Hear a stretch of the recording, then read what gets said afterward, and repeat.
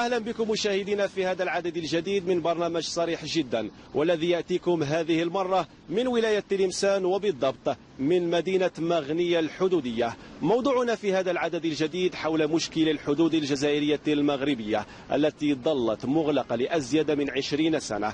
فهذه الجزائريون وسكان المناطق الحدودية على وجه الخصوص مع فتح الحدود البرية مع المغرب أم بقائها مغلقة. تابعونا. انت راك مع الراي اللي باش نحلوا الحداده ولا نخليوها مبلعه كيما راها اليوم؟ راني مع الراي اللي يحلوا الحداده خويا، خاطش علاه يحلوا الحداده الناس تعاني بزاف. وخويا جي عندي موافق باش يحلوا الحداده. علاش؟ باش نخدموا على رواحنا، ما كاش خدمه، ما بقاتناش خدمه حنا في مغنيه كاع. وكي تحل الحداده واش نخدموا؟ نخدموا نافيكاو على رواحنا، نخدموا شويه مازوت، نخدموا شويه خضره، شويه حور، شويه طوماطيش، ندخلوا شويه ديسير. خويا المغرب حنا ما عندنا والو. الا كاين حاجه البديل، يديروا البديل، الدوله دير البديل، دير مصانع، دير تنمي الاقتصاديا، تنمي الحركه كفاه. ولا ما ينميوش الحركه، الا على بالهم بلي ما يقدروش ينميو الحركه اقتصاديا من عند السلطات تاعنا هذه، يفتحوا الحدود ويراقبوها. هذه هي ماذا بينا على مستفاده لينا. خويا المغرب حنا ما عندنا والو.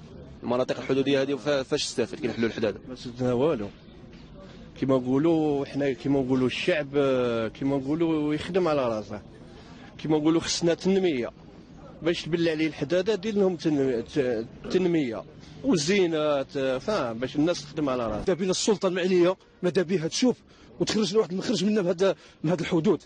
ماذا بينا يا رب العالمين، نحن نطلبوا ان شاء الله قدره تاع كي نحلوا الحداده يكون هناك نشاط اقتصادي وتجاري بالسيف، يكون نشاط على المستوى الوطني، يكون نشاط ماشي مغنيه بلد مغنيه ولا بلد تلمسان ولا تلمسان على كل شيء. يعني الا كان الناس اللي ساكنين على اطراف الحدود هما ناس فلاحين، ناس مزارعين، الا كان قادرين باش ينافسوا المغرب الشقيق من الناحيه الاقتصاديه ومن ناحيه الخضروات ومن ناحيه المواد الزراعيه، احنا رانا موافقين. مع القول تاع الحل الحدود، وإلا ما حلوش الحدود يديروا البديل هنا في مدينه مغنيه.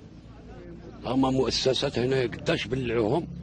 هذه ما لا مفر من ذلك، فيها حركه اقتصاديه تجاريه، الامور تتبدل، فيها حركه كبيره كاع. دابينا نتحلوا الحداده باش الشعب هذا مسكين كاع راه مضرور كاع.